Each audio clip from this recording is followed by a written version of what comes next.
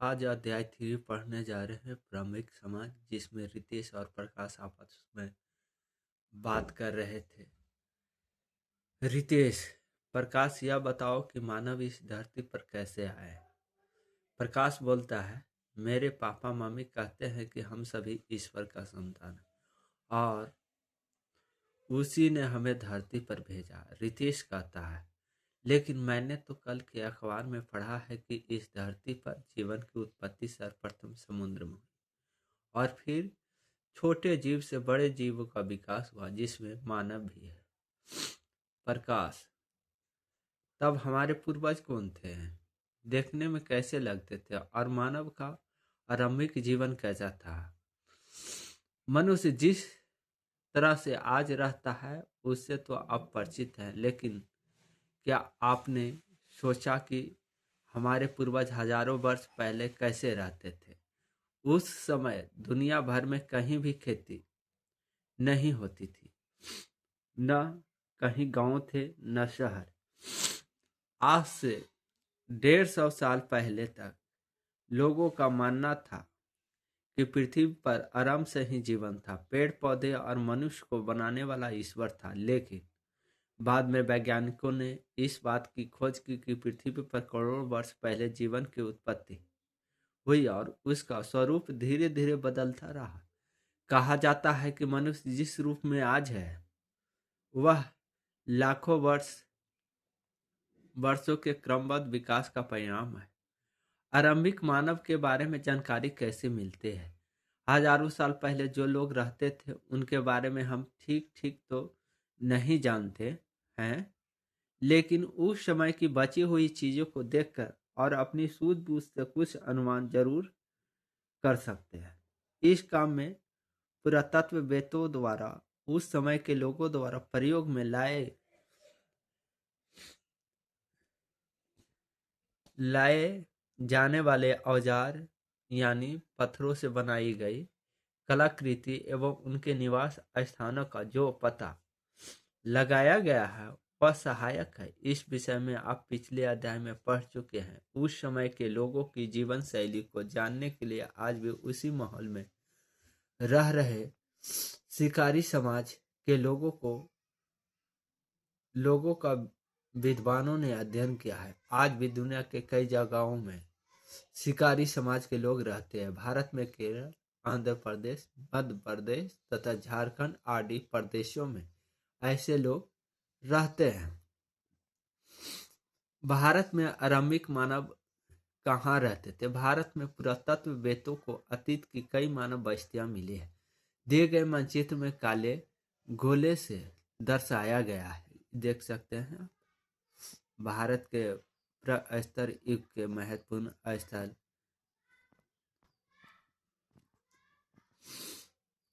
इन सभी स्थलों से शिकारी मानव के कई निशान मिले हैं, जैसे पत्थर के औजार, गुफाओं पर बने चित्र और जानवर तथा लोगों की हड्डियां। गुफा ही उनका बसेरा था।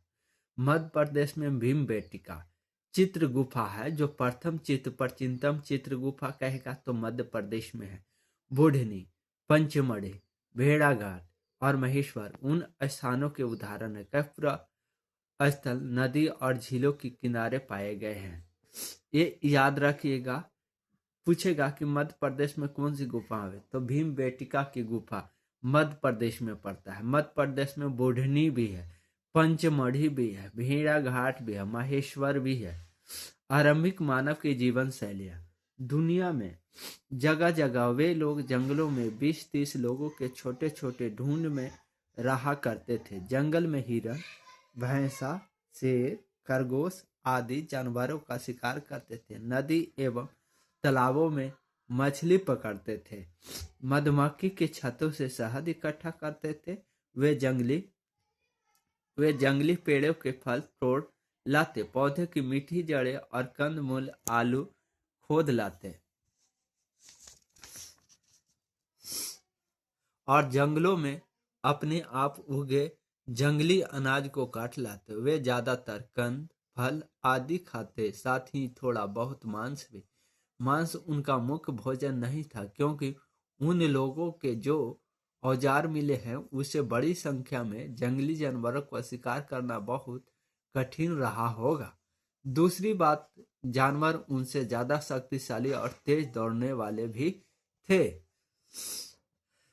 आरंभिक मानव को पहनने की चीजें भी जानवर और पेड़ों से ही मिलती थी। वे जानवरों की खाल साफ करके पहनते थे या पेड़ों की पत्ती और छालों से शरीर ढक लेते। वे या तो पहाड़ी गुफाओं में रहते या पेड़ों की डाली और पत्ती से छोटी छोटी झोपड़ियां खड़ी कर लेते।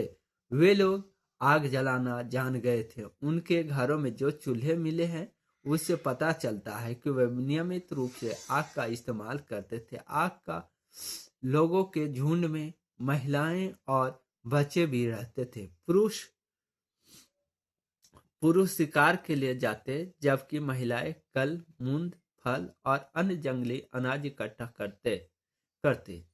समूह के लोग बच्चों का खास ख्याल रखते थे। बांट कर खाना, आरंभिक लोग साथ साथ शिकार करते थे क्योंकि अकेले जानवर को मारना कठिन होता था। भोजन लोगों द्वारा सुबह में ही इकट्ठा किए जाते और उसे सब लोग मिल बांट कर खाते थे। यह बहुत जरूरी था क्योंकि जंगल से क्या मिलेगा इसका पक्का भरोसा तो होता नहीं था। उस समय लोगों के कई समूह अलग अलग क्षेत्रों में रहते थे। उनके बीच शिकार और भोजन प्राप्ति को लेकर छोटी मोटी लड़ाइयाँ भी होती थी। कुल मिलाकर उस समय के लोगों का जीवन बहुत आराम से बीतता होगा। मुख्य काम भोजन इकट्ठा करना था जो जंगल से प्राप्त हो जाता। इसके लिए उन्हें बहुत अधिक परिश्रम नहीं करना पड़ता था। आरंभिक आरंभिक मानव के जीवन का महत्वपूर्ण पक्ष इधर उधर घूमना। एक समूह में रहने वाले आरंभिक मानव के सीमित क्षेत्र के भीतर घूमते फिरते रहते थे। यह दायरा उनके निवास स्थल से चारों दिशाओं में होता। ये लोग छोटे छोटे समूहों में बांटकर चारों दिशाओं में जाते। इसके पीछे एक निश्चित वजह होती थी, जैसे एक खास क्षेत्र में फल, पौधे और जानवरों की संख्या उपलब्धता सीमित रहती जिसे वे समाप्त कर देते थे। अतः भोजन की तलाश में इधर उधर घूमते थे। वे जानवरों को शिकार करने के क्रम में वे उनके पीछे पीछे चले जाते।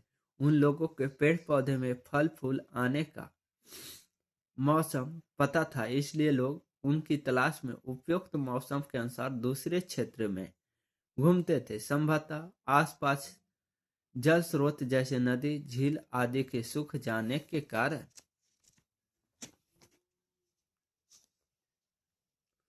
भी पानी की तलाश में इधर उधर जाते होंगे। वे लोग अपनी यात्रा पैदल किया करते थे। आरंभिक मानव के औजार, शिकारी मानव के पास कैसे कैसे हथियार और औजार थे जरा सोचे। उस समय लोहा, तांबा जैसी धातुओं के बारे में लोगों को पता नहीं था। अब हम जानते अतिरंजी खेरा के नाम आपने सुना होगा, जो उत्तर प्रदेश में पड़ता है। 1000 ईस्वी पूर्व में बीसी में लोहा की खोज हुए और आरंभिक लोहा के खोज के चलते खेती था जो आसान हो गया था। अतः धातु का ज्ञान नहीं था, लेकिन हम वैदिक काल पढ़ेंगे तो धातु का ज्ञान हमें हो जाता है।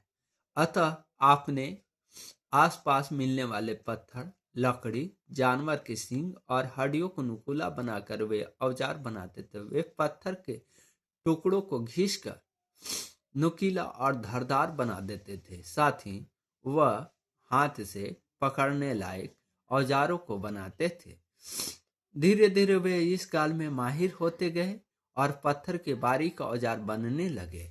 वे पत्थर के छोटे और बारीक टुकड़ों को किसी लकड़ी के हत्थे पर लगा कर तेजी औजार का काम लेते और उस समय औजार बनाने के लिए अलग से कोई कारीगर नहीं था। समूह के सब लोग औजार बनाया करते थे। पत्थर और लकड़ी के औजारों का उपयोग शिकार, पेड़ों को काटने या छाल छाल छीलने, जानवरों के खाल उतारकर पहनने लायक बनाने आदि कामों में करते थे। ये लकड़ी, सीप, हड्डी, हाथी दांत आदि की मलाएं भी बना। अब आरंभिक मानव था जो जिसे अकेटक मानव कहते हैं, वह लकड़ी, सीप, हड्डी दांत आदि की मलाएं भी बनाते थे। चित्र और नाच, शिकारी लोग गुफा के अंदर दीवारों पर रंगीन चित्र बनाया करते थे। वे रंगीन पत्थरों को घिसकर रंग तैयार करते थे और बांस के ब्रुश से चट्टानों पर चित्र बनाते थे। इन लोगों द्वारा बनाए गए चित्र भीमबेटका के गुफा। आप पूछेगा कि भीमबेटका की गुफा कहाँ स्थित है, तो हम कहेंगे कि मध्य प्रदेश में। चित्र में ज्यादातर पशुओं जैसे बैल, गाय, भैंस, हिरण आदि के थे। चित्र को बनाने के अलावा उनके जीवन में एक और महत्वपूर्ण चीज नाच था। वे सब मिलकर देर तक नाच करते थे। आप कुछ नोट्स पढ़ लेते हैं, ये इम्पोर्टेंट है, बीबीआई है। पेशरा का सूक्ष्म निरीक्षण। पेशरा बिहार के मुंगेर जिले में स्थित है। यहाँ पर आरंभिक मानव से संबंधित पुराने स्थल मिले हैं। यहाँ से यूरोप, फ्रांस में पाए जाने वाले आरंभिक मानव के औजारों की तरह औजार मिले हैं। पेशरा संभवतः आवास और निर्माण स्थल था। ये चित्र आप देख सकते हैं।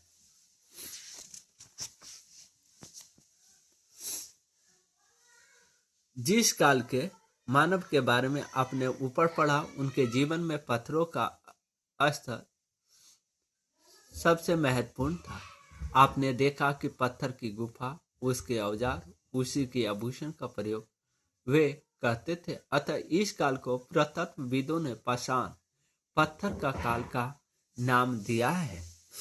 औजार बनाने के तरीकों में और जीवन शैली में आए परिवर्तनों के जो प्रमाण मिले हैं, उस आधार पर पाषाण काल को 3 भागों में विभाजित किया गया है।